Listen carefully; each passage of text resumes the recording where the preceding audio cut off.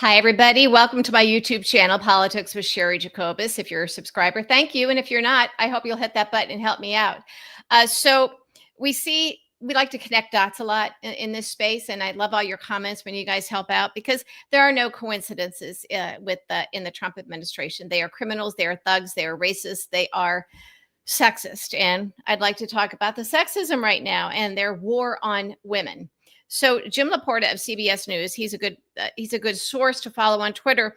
And I'm looking at his tweet, and he says one of the oldest Defense Department advisory committees is no more. Since 1951, the committee has submitted over 1,100 recommendations to the Secretary for consideration. As of 2025, about 94 have been either fully or partially adopted.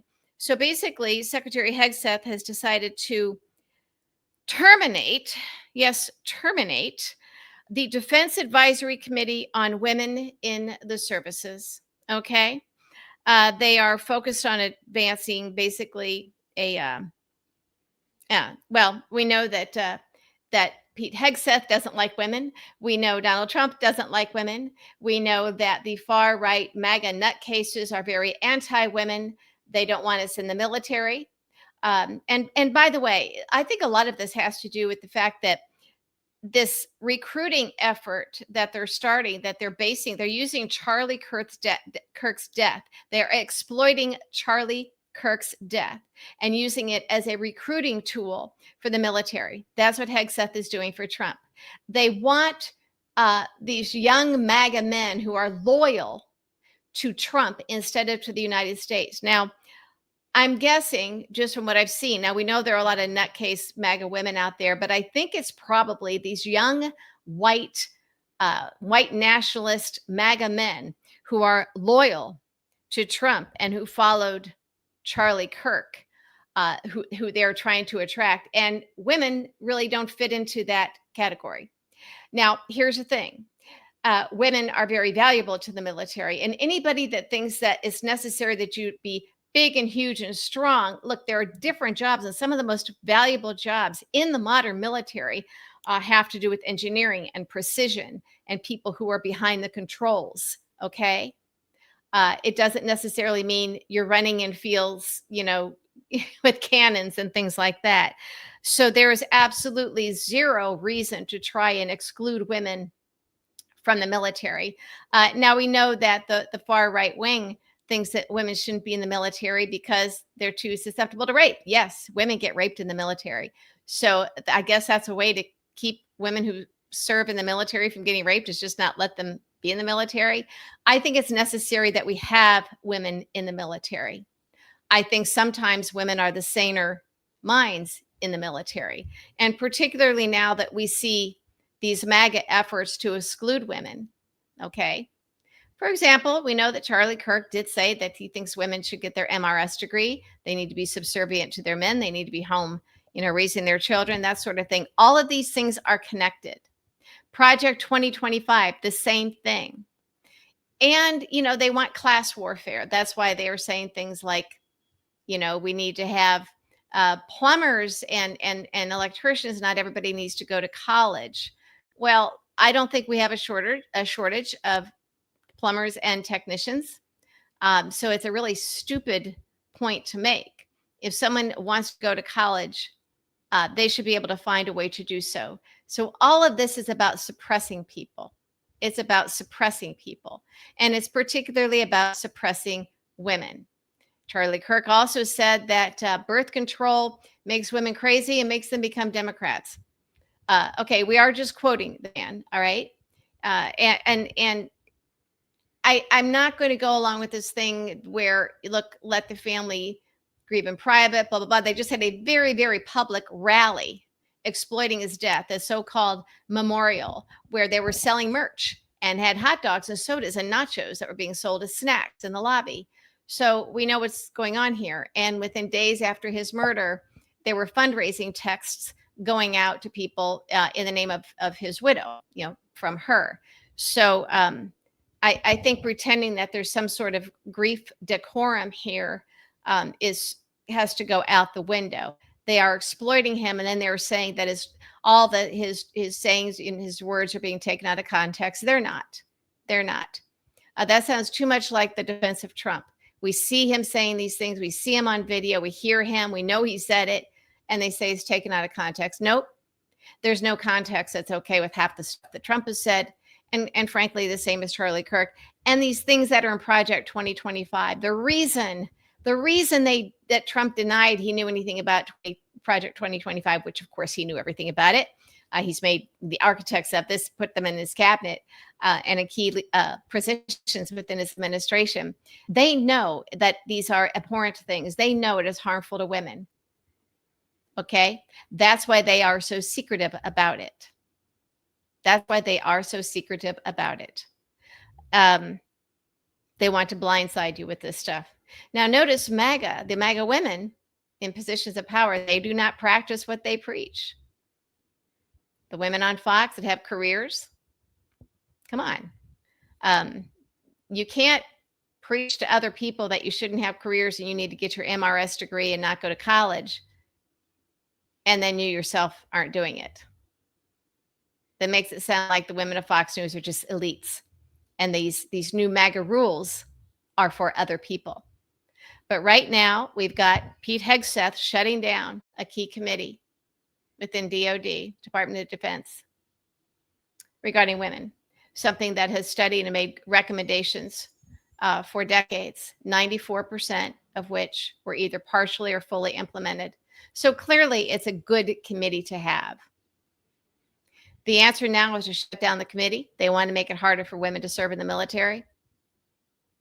This isn't going away, folks. This is what they're doing to women. This is what they're doing to all of us.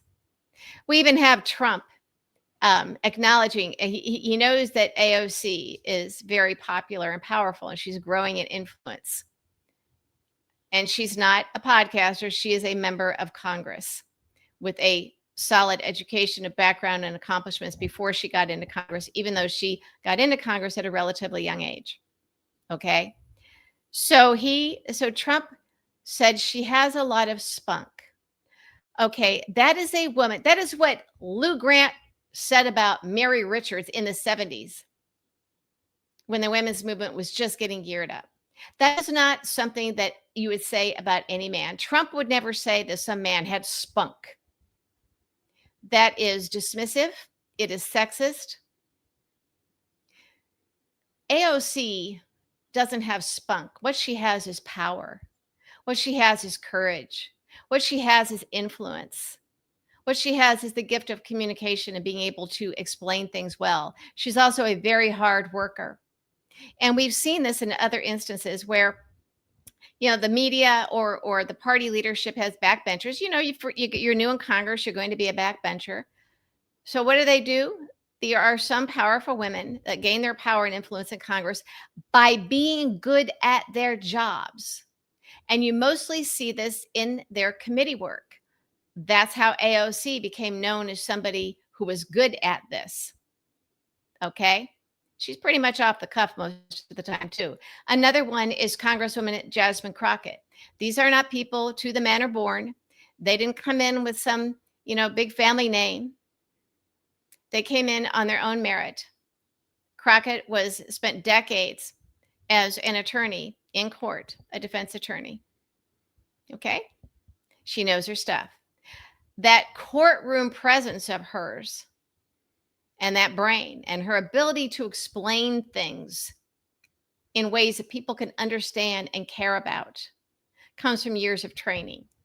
She did this on her own. And that is why Congresswoman Jasmine Crockett, like AOC, has gained notoriety, influence, and is in demand.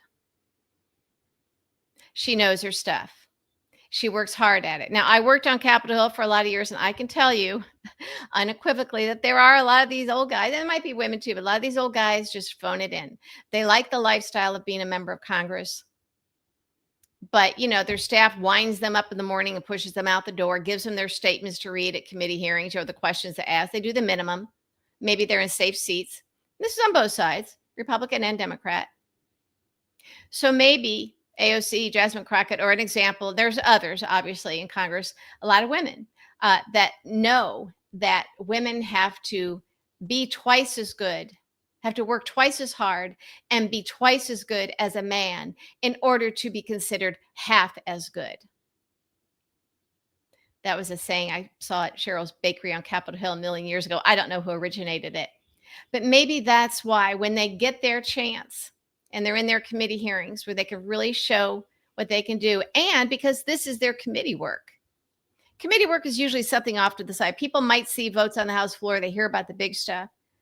But now that we have more multimedia, we're able to see the actual committee work, the hearings. I was communications director for a House committee. And I was part of the leadership staff. I was one of the staffers that ran the committee. So I know what goes into putting together a hearing committee, the markups, the whole 9 yards. Using it as a tool for communication is key. And that's what hearings are. They are information gathering hearings. That's what we're doing. And so to see somebody who knows what they're doing and have these people be women is extremely threatening to Trump, which is why he dismisses them or tries to be dismissive of them. So I think we see where this is going. We see this administration, little by little, chipping away at women in society, not just Democratic women, but women in general in society. That is what they want. There are so many instances of this. They can't handle it. And Trump himself is particularly threatened by powerful women, particularly powerful women of color. We've seen him trying to take them down repeatedly. And maybe they're just better at it because they have had to work harder to get where they are. And they're not part of that good old boys, white good old boys network where they scratch each other's backs, or they're part of, they're not Nepo babies. There's something to be said for anyone, but particularly women, and especially a woman of color that had to work this hard to get, say, into Congress. They might just be a little bit better. Because they had to work harder, they're just better at it. Maybe it's not always going to be that way, but for right now,